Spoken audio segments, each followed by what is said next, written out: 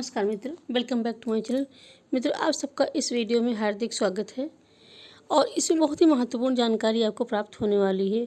तो आपसे कहना चाहेंगे कि आप इस जानकारी के वीडियो को अंत तक देखें और प्राप्त करें। साथ ही साथ यदि अभी तक आप इस चैनल पर नए हैं, सब्सक्राइब नहीं किया है तो कृपया इसको सब्सक्राइब भी कर लें, क्योंककि यह चैनल एक ऐसा प्लेटफॉर्म है जिसके माध्यम से आपको बेसिक शिक्षा विभाग की महत्वपूर्ण जानकारी प्राप्त होती है। प्रदेश शिक्षक पात्रता परीक्षा यूपी टीईटी 2021 में कुल 21,62,287 अभ्यर्थी शामिल होंगे।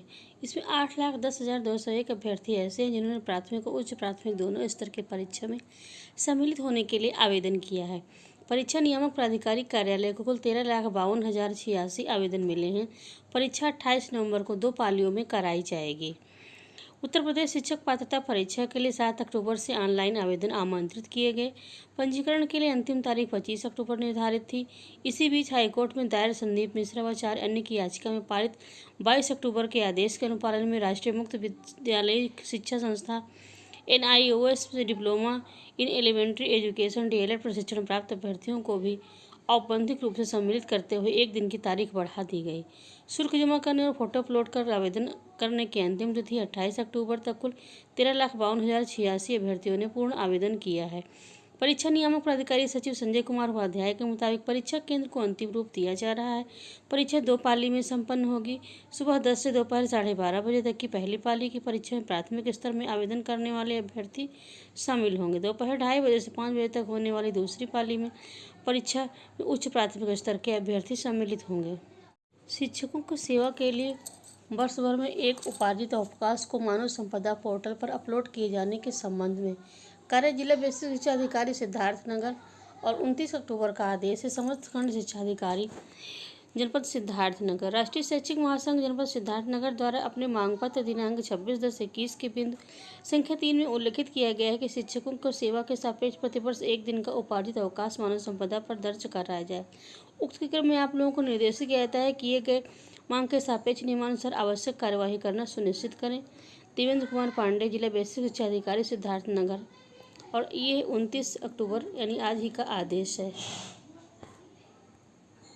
कार्य जिला बेसिक शिक्षा अधिकारी जौनपुर समस्त खंड शिक्षा अधिकारी जौनपुर कार्यालय के पत्रांक संख्या के अनुसार 23/9/21 के द्वारा बेसिक शिक्षा परिषद के अधीन संचालित परिषदीय प्राथमिक और उच्च प्राथमिक विद्यालयों में कार्यरत शिक्षकों को पदोन्नत शासन विभाग के निर्देश के क्रम में भविष्य में संपादित किए जाने के निमित्त बेसिक शिक्षा विभाग के अंतर्गत कार्यरत शिक्षकों की वरिष्ठता सूची मौलिक नियुक्ति के आधार पर तैयार किए जाने हेतु निर्देशित किया गया। प्रकरण में पर्याप्त समय को व्यतीत हो जाने के उपरांत भी आपके द्वारा कार्यवाही नहीं की गई और न ही वरिष्ठता सूची उपलब्ध कराई गई, अतः आपको इस पत्र के माध्यम से अंतिम रूप से निर्देशित किया जाता है कि सप्ताह के मध्य वरिष्ठता सूची में उनकी मौलिक प्रथम नियुक्ति तिथि के आधार पर तैयार कर कार्यालय को उपलब्ध कराया जाना सुनिश्चित करें, ताकि भविष्य में उच्चाधिकारियों से प्राप्त निर्देशों के क्रम में समयांतर ससमय अग्रेतर कार्यवाही की जा सके।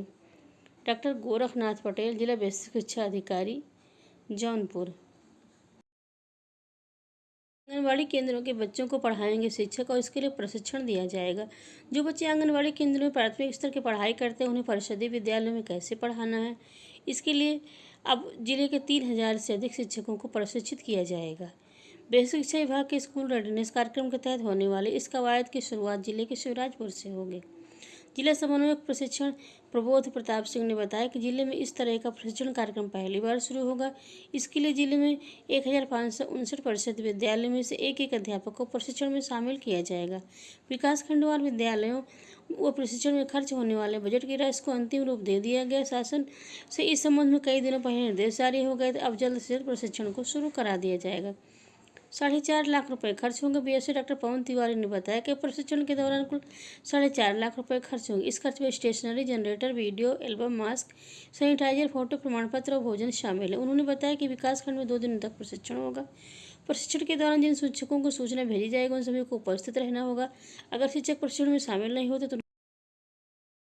नीट की पढ़ाई अब 4 साल से होगी और इसी से शुरुआत होगी। राष्ट्रीय शिक्षा नीति 2020 के प्रावधानों के मुताबिक अब देश के सभी टीचर्स ट्रेनिंग कॉलेजों में 4 वर्षीय इंटीग्रेटेड BEd पाठ्यक्रम की पढ़ाई होगी।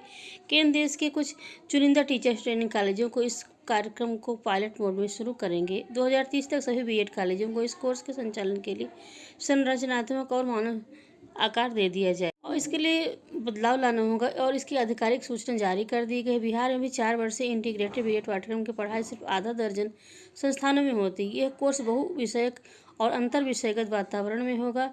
इसे चरणबद्ध तरीके से कार्यान्वित किया जाएगा।